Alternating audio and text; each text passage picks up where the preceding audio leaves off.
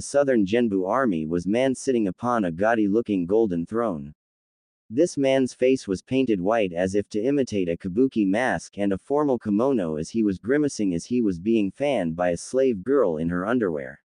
Standing nearby was a table with several armored men discussing something. Most prominent among them was a man in full plate steel armor with a helm at his side.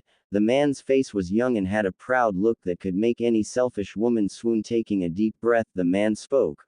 Alright, is there any way we can end this siege? I wanna return home to my castle. I have a few new slave women I have to break in. A older looking man in typical gold cloak armor replied, that isn't possible right now and you know it.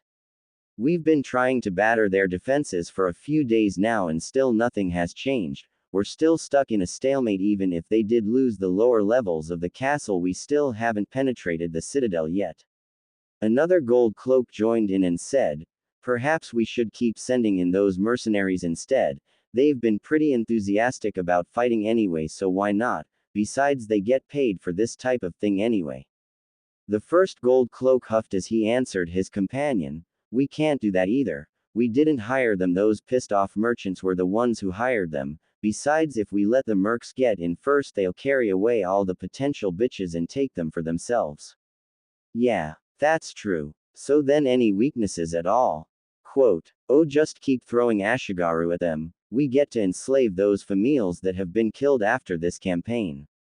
True. How about you, Lord Genbu? What is your opinion? The painted man huffed as he stood up and faced the armored men. You should have long since have captured this castle. It's simple. Kill everyone. I don't care about loses. We'll just buy more slaves to work the land if all of them get killed. I want to get to Genbu City first. It is MG birthright. That brat has no right to even be ruling these lands in the first place. I am the descendant of the Central 46. I deserve to rule whatever I want. But sir, hundreds will die. AGHH. Like I said, I don't care. I don't care if it's thousands or millions that die. Unless a true heir to Otsutsuki crown pops out of thin air, which I find very likely. I ain't moving an inch. I have full rights to this land. And with my brother dead, nobody is gonna stop me. Quote. Yes, my lord. Also at the same time with the disgruntled Ashigaru. The Ashigaru who were forced to become meat shields for their noble commanders and officers glared quietly, some shaking their heads at the callousness of their leaders, throwing them near constantly to weaken the castle defenses, while the officer gold cloaks laughed and insulted the retreating men, calling them cowards for running away, the officers themselves not even to lead from the front. Within this crowd of growing discontent, a small group of Ashigaru were crowded around a single individual. Many of these men were heavily bandaged or were unconscious from their injuries. Near the center, a crowd of Ashigarus were huddled together surrounding a central male figure in a meditative pose whose facial features were obscured by a casa hat and a cloth covering his face other than his eyes. This figure's eyes were closed as he seemed to be concentrating. His sweat rolled down his brow before the figure opened his eyes to show cerulean blue eyes as he sensed the approach of a gold cloak in the form of the loud creaking of the gold cloak's armor itself approaching the Ashigaru, who drew back as the gold cloak approached the man before stopping before shouting his orders. All right, you peasant scum, this is the last attack on the castle. You will act as the first wave. If you manage to break through, your families will be spared being sold into slavery for those who die. There was a pause as the man snickered to himself, which didn't go unnoticed by those around him before he continued, well, for those of you to die, be proud that you die for your betters. Your wives and daughters will make fine bed warmers and your sons fine gold miners. No. The gold angrily turned towards the masked figure as he angrily marched close to him to try to kick him to death for refusing such orders. What did you say to me, you peasant scum? Raising his covered head to stare at the gold cloak's face caused the man to shiver in fear as the figure replied calmly, you hear me, gold cloak, I refuse. Why should we die for you? So you could use our deaths as an excuse to take our loved ones into servitude. You have no right to do that, and soon you will learn the wrath of Thode you have treated as nothing more than plaything. The wrath of a continent worth of propel who demand justice, and soon the new lord of Genbu will come to show you retribution for your crimes and your ancestors' crimes. The gold cloak stared down dumbly before his face grew red with rage as he raised his booted foot to kill the insolent peasant. You dare, peasant, die like the worthless dirt at my feet. As the foot came Down inch by inch at the last moment the figure's hand shot up and grabbed the foot with one hand before pushing the man backwards as he was sent toppling onto his armored back. As he struggled to stand, the figure slowly stood up as he began to unclasp his casa helmet to reveal spiky blonde hair, who turned towards the downed gold cloak as he kneeled down before finally removing the cloth to reveal 6 whisker marks on his face. The gold cloak stared in fear. The new lord of Genbu, Naruto Uzumaki, Otsutsuki, had somehow personally infiltrated the Ashigaru ranks and by the look of things had roused the whole entire Ashigaru force into rebellion. This gold cloak didn't had much time to think about this as he felt his throat being slashed open as the gold cloak began to choke to death on his own blood. The last image this man saw was a demonic creature appearing as a silhouette as it hungrily grasped for the gold cloak's very soul. The shadow clone which this Naruto was smirked as he watched as the gold cloaks scattered among the Ashigaru who were meant to keep order through fear and bullying others below them were being attacked by the enraged Ashigaru, stabbing the men to death in their anger as the same group of Ashigaru removed covered packs revealing Naruto's faction flag.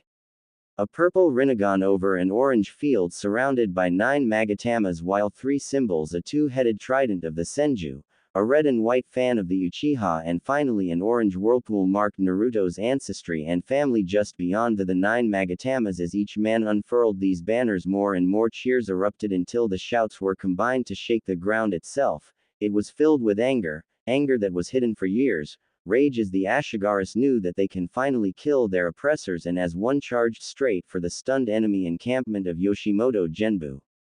The enemy itself was disorganized, as at the same time Yoshimoto Genbu and Kazuhiga watched as at the same time as the Ashigarus attacked, their entire cavalry mercenaries were massacred and were soon sweeping down upon them from the ridge itself. Upon the ridge, upon the army's arrival a few minutes before the cavalry enters killzone. The soldiers marched out of the Senkaimon, all hearing the orders from their lord, with the shield bearers forming a solid ranks as the rest of the army arrived behind the screen of steel, as those men Naruto had decided to bring along to this deployment zone arrived soon after Naruto had arrived alongside Tenten. Fu and Yoruichi, as he watches Maeda Gai was directing troops to their positions behind the shield wall as a rapidly advancing cloud of dust indicated that the enemy had charged with their cavalry, hoping to overrun the relatively small army before Naruto's army got organized. Yoruichi, who was observing the troop movements, turned towards Naruto as she asked, Naruto-sama. Where are the rest of the troops? I count only 7,000 soldiers here and no cavalry. What happened to the rest of the army? Actually, it's more like 6,000. Yoruichi snapped her head towards Naruto so fast that her long hair whipped her face as she stared aghast at the calm expression Naruto had before she shouted, "What? Where is the rest of the army? Aren't they meant to be here to help us?" Naruto just crossed his hands and smiled before answering Yoruichi, "They are where they need to be, don't worry. I gave all the commanders specific instructions on where they are to deploy and when they join in the battle." Shaking her head, Yoruichi replied, "But we were so heavily outnumbered already. Splitting up our forces would allow the enemy to destroy us piecemeal. Please tell Uzumaki-sama me you have a backup plan in case this battle is lost. I don't need one, Shihoin-san. I know I'm gonna win this battle, and yes, I do have a backup plan.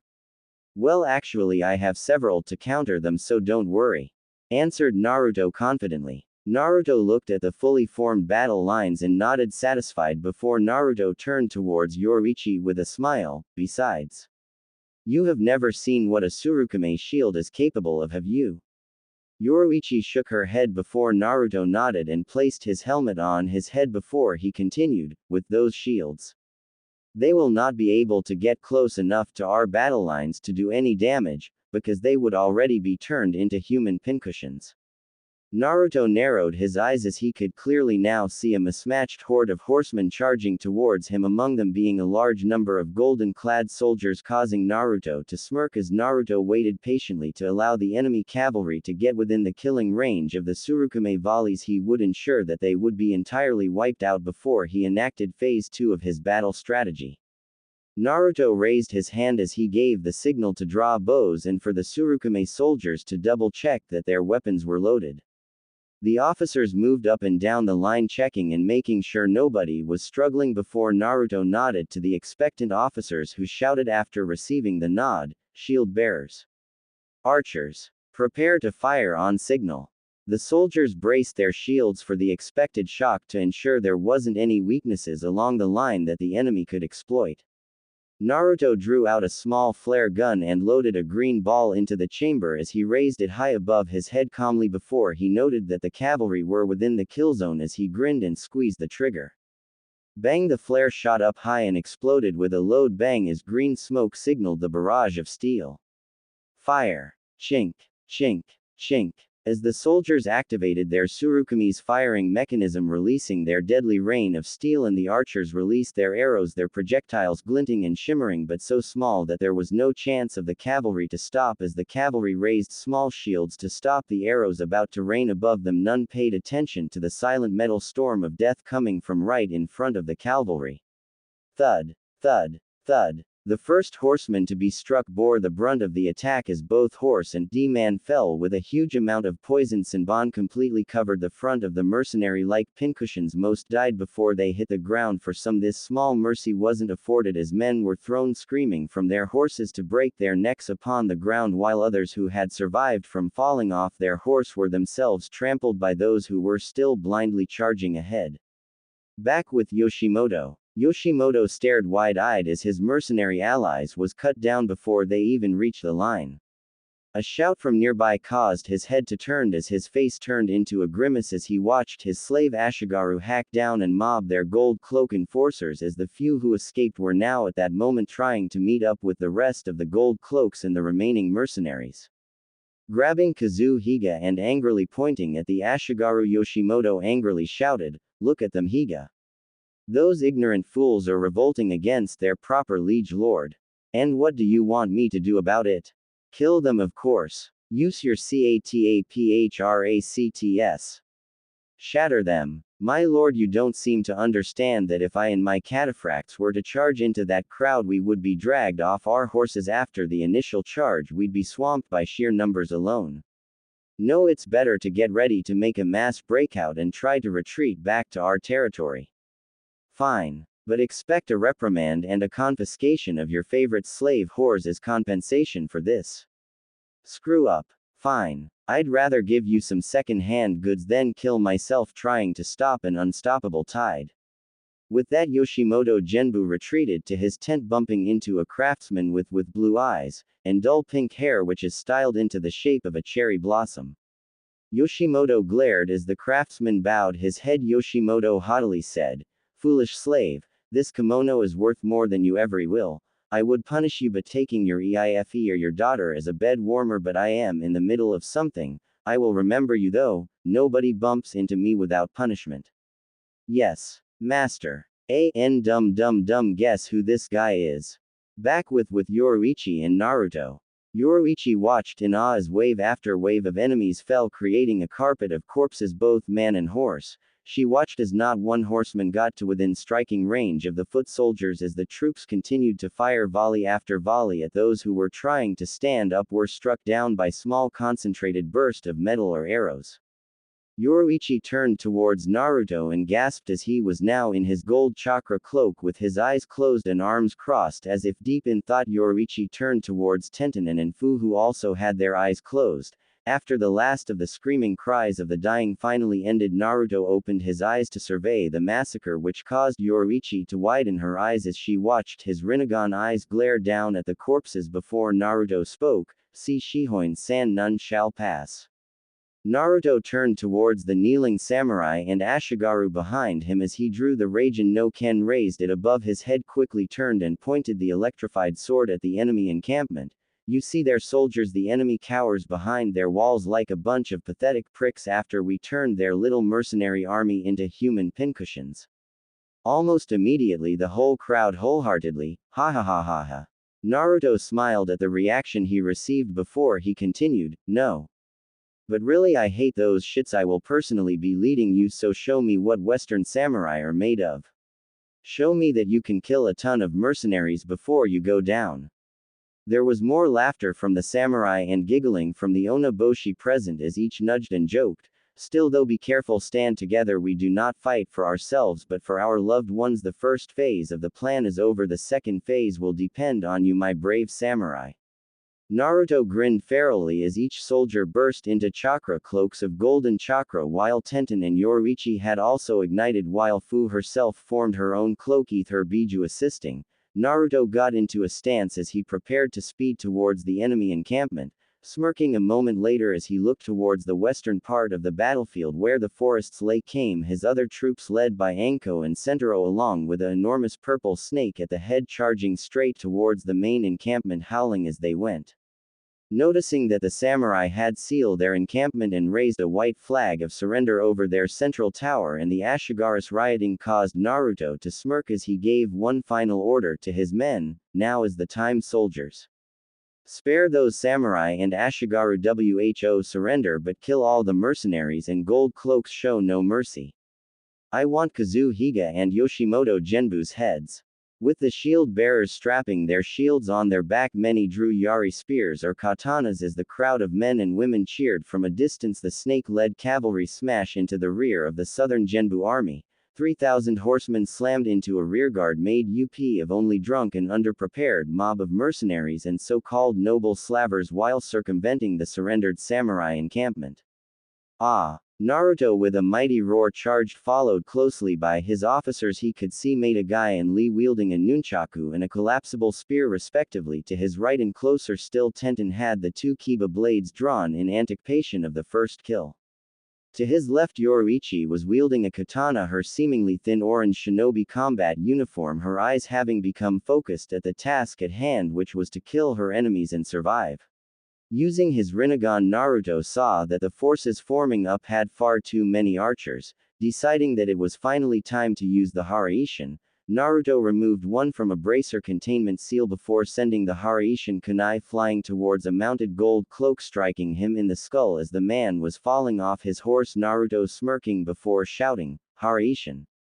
Naruto vanished in a flash of lightning before appearing behind the surprised enemy, kicking the horseman off, performing an attack similar to Guy and Lee's dynamic entry attack, completely shattering the Mont's skull inside his helmet before landing on the ground. Who only had a split second before Naruto's eye glowed as he sent a small amount of chakra compared to his usual output before Naruto whispered, "Shinra Tensai." An explosion of force created a small crater 100 meters wide, crushing the mercenaries within the epicenter. Were crushed with so much force that not even their armor had survived the explosive force of Naruto's attack, while even those out of the immediate blast had been flung like ragdolls, landing on their allies' weapons and even shattering the Yumi longbows that were about to be used to fire arrows. All in all, the battle line had been shattered, while further away men clutched at their eardrums blown from just air pressure from the blast alone.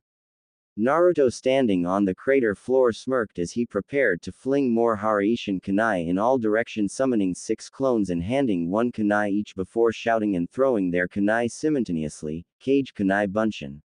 What had been 6 kunai multiplied into 60 in a blink of an eye, each kunai peppering those few mercenaries and gold cloaks that lived just beyond crater range, most of the kunai meeting a target while others landed on the ground harmlessly and dispelling themselves. Naruto motioned for his shadow clones to assist his troops who were in the middle of a melee. Drawing 1 kunai in each hand, while Naruto igniting Raijin no Ken and his shadow clones rushed off towards the main battle lines, jumping into combat and slashing any mercenary or gold cloak that got in their way. Naruto himself flanked by 2 shadow clones on each side, forming what was essentially a human lawn mower. Naruto's finally, after slashing down another mercenary, saw Tenten and Fu fighting back to back as both moved in unison as they were surrounded by 8 mixed group of opponents before Tenten smirked and said, "Well, looks like some bastards wanna start on little old us. Shall we oblige them, Fu-san?" Fu for her part stood at the ready, answered Tenten's question, "Well, Ten-san, if they feel like being torn to human sashimi, fine by me." Their opponents glowered at the 2 young girls and in a disorganized wave launched their attack. / 2 men fell with their stomachs sliced open as Tenten and Fu spun around and stopped 2 swordsmen, each blocked by the 2 young women as these men were knocked back. Both turned towards each other. as Fu smiled at Tenten, who had drawn a kunai before just flinging the kunai at a target behind Fu just as a gold cloak was coming for a sneak attack. Both smirked at each other before each girl felt Naruto approaching. Naruto was calmly walking up to his beloved fiancés and lovingly said, "You two did great. Ten-chan, Fu-chan. Naruto koi." Whack. Unsurprisingly, Naruto received a 2 slaps in the face by both women. Tubbing his cheeks, Naruto asked, "Ow. What was that for?" Tenten angrily answered, "Because you sped ahead of the rest of the army, you shouldn't do that at all." Fu also angrily answered as well, "What if you had died in the middle of all of that? Do you think me and Ten-chan would be happy?" Naruto retorted, "Look, Ten-chan, Fu-chan, I had to do it. If I didn't, we would have lost a huge amount of men to oncoming arrow fire, and I couldn't have that. So you rushed ahead instead." Naruto nodded, "Yes, and I'd do it again if I have to." Tenten huffed and replied, "Fine. But at least next time bring me and Fu-chan along with you." "Yes, dear, I promise." Drawing his breath to shout out a command, "Commanders, gather to me." Both young women smiled at Naruto before each of the commanders gathered around him. First to arrive was Lee and Guy, dropping down, both grinning like mad, closely followed by a bloodied Yoruichi, her eyes still not comprehending that her new master's plans were going exactly as planned. Not that Yoruichi complained, it was nice that for once things are going very nicely. The next batch of commanders to arrive was Anko, riding on the head of Aoba alongside the excited-looking Kentaro Katsubuki, who seemed about to be on the verge of laughing his off. The lesser officers that weren't engaged at the moment gathered nearby also. Coming from the now seething mass of rampaging Ashigaru came the Naruto shadow clone and 2 Ashigaru on, holding Naruto's new banner, as they also knelt down to await instructions. Naruto